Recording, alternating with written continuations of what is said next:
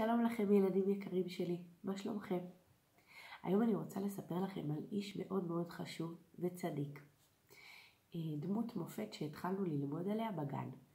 לא כל כך הספקנו הרבה, אבל היום אני כאן כדי לספר לכם עוד סיפור מרגש ומאוד מאוד יפה על הרב הראשון לציון, הרב יצחק ניסים, שהתחלנו ללמוד עליו קצת בגן. והיום הבאתי את הסיפור הזה.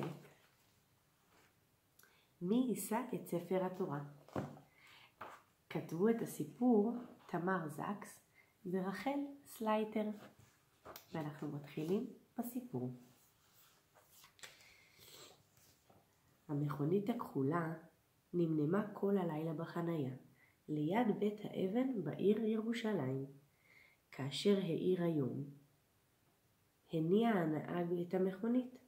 המכונית השתעלה קלות, פתחה זוג עיניים עגולות, והביטה בציפייה לעבר הפתחים המקושטים של הבית.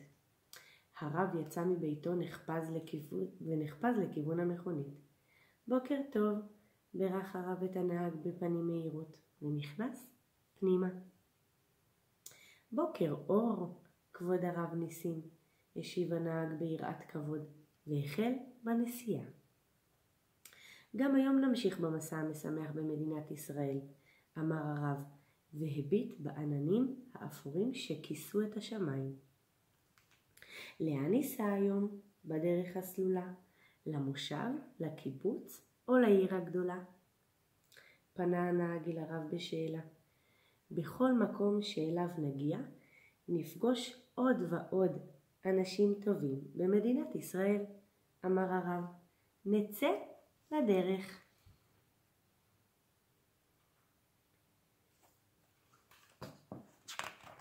פיפ פיפ, צפרה המכונית בשמחה ויצאה לדרכה.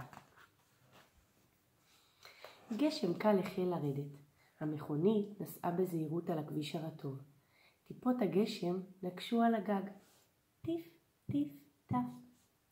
המכונית נסעה. טיפה אחת שקופה החליקה לאיטה על שמשת החלון. משעמם לי לטפטף סתם כך. האם אפשר אליכם להצטרף? בשמחה, ענתה המכונית. הנה הנהג, והנה הרב, והנה הטיפה שמצטרפת לנסיעה. הגעת ממש משמיים, חיפשתי חברה שאוכל לפטפט איתה. הטיפה הציצה פנימה, מבעד לשמשה הרטובה. מי זה האיש שנוסע איתך? שאלה את הנהג. פניו מאירות, והוא לובש גלימה כה מפוארת, רקומה בחוטי זהב וכסף. הוא נראה ממש כמו מלך. זהו הרב יצחק ניסים, הראשון לציון, אמרה המכונית. הוא הרב הראשי של מדינת ישראל. לאן אתם נוסעים בדרך הסלולה? למושב, לקיבוץ או לעיר הגדולה? התעניינה הטיפה העגולה. כשהרב ניסים מוכתר להיות הראשון לציון, הוא החליט לצאת למסע במדינת ישראל, סיפרה המכונית. הרב נוסע לכל מקום שיכול, גם בגשם וגם בחום. הוא מפסיק את לימוד התורה שהוא אוהב כל כך, כדי להיפגש עם כולם. וואו, זה נשמע מעניין מאוד, אמרה הטיפה. ספרי לי עוד על הרב, ספרי לי עוד מכונית, בבקשה. יום אחד טס הרב לארץ רחוקה, לארץ שקוראים לה צרפת, סיפרה המכונית. חיכו לו שם יהודים רבים. הוא ביקש לשוחח גם עם הילדים, ואמר לכולם כמה חשוב ללמוד תורה ולעלות לארץ ישראל. בטח תיסעו לבקר אותם כשהם יגיעו לארץ, אמרה הטיפה. והם המשיכו בנסיעה. המכונית נסעה למרגלות ההר. קרני השמש חמימות בקעו מבעד לעננים וליטפו את פרחי השדה. אל גג המכונית עפה דבורה, ועל רגליה אבקה של פרחים צהובה.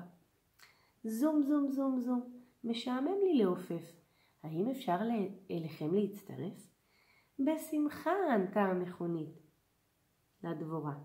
מי זה האיש שנוסע איתכם? רפרפה הדבורה בכנפיה. הוא נראה כמו הכהן הגדול עם המצנפת שעל ראשו. זה הרב יצחק ניסים, הראשון לציון, הסבירה הטיפה. הנה הדבורה. לאן אתם נוסעים בדרך הסלולה? למושב או לקיבוץ או לעיר הגדולה? זמזמה הדבורה העמלה. בכל יום אנחנו נוסעים למקום אחר במדינת ישראל, ענתה המכונית. אתמול נסענו לאשקלון, לפגוש עולים חדשים, מתימן ומכורדיסטן, ממרוקו ומרומניה. גשם חזק ירד והרטיב את האוהל שבו הם גרים. רעדה הטיפה. בטח היה להם רטוב וקר, אמרה הדבורה, ונענעה את המחושים שלה. העולים סיפרו לרב על הדרך הארוכה שהגיעו בה לארץ ישראל. המשיכה המכונית לספר. הם התרגשו מאוד מאוד לראות את הרב מגיע עד לאשקלון כדי להקשיב להם, כדי לעודד אותם. הוא אמר להם שבקרוב יבנו להם בתים חדשים כדי לגור בהם.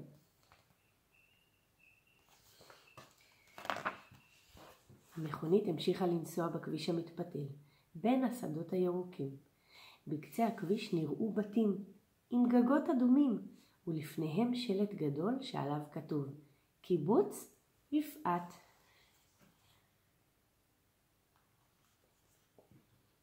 המכונית נעצרה, הטיפה נטפה אל האדמה, והדבורה נפנפה לשלום בכנפיה, ועפה למצוא צוף מפרחי השדה. אנשי הקיבוץ עמדו ליד השער וציפו לרב. הרב ניסים ירד מהמכונית, ועיניו הטובות נוצצות. ילדי הקיבוץ באו לראות את הרב, מנופפים בדגלי ישראל קטנים שהכינו בגן. ילד אחד אפילו הגיש לרב זר פרחים שכתב לכבודו. הרב חייך אל הילדים ונהנה לשוחח איתם. איך הפכתם מדבר ליישוב פורח? כל הכבוד, התלהב הרב, והסתכל על שדות החיטה. אתם עובדים את האדמה ומיישבים את הארץ. זו מצווה גדולה מה שאתם עושים. ברוך הבא, הרב ניסים, ברוך הבא.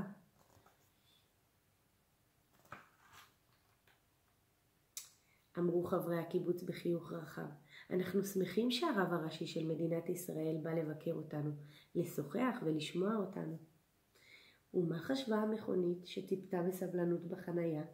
נסענו השבוע לצפון הארץ וגם למערב, ובכל מקום התרגשו כל כך לפגוש את הרב. מעניין לאן ניסע מחר? באיזה יישוב הרב יבחר? וזה סוף הסיפור. מה אתם אומרים? נכון שהרב הזה הוא נחמד, שהוא רצה לבקר את האנשים במדינת ישראל ולהכיר את כולם?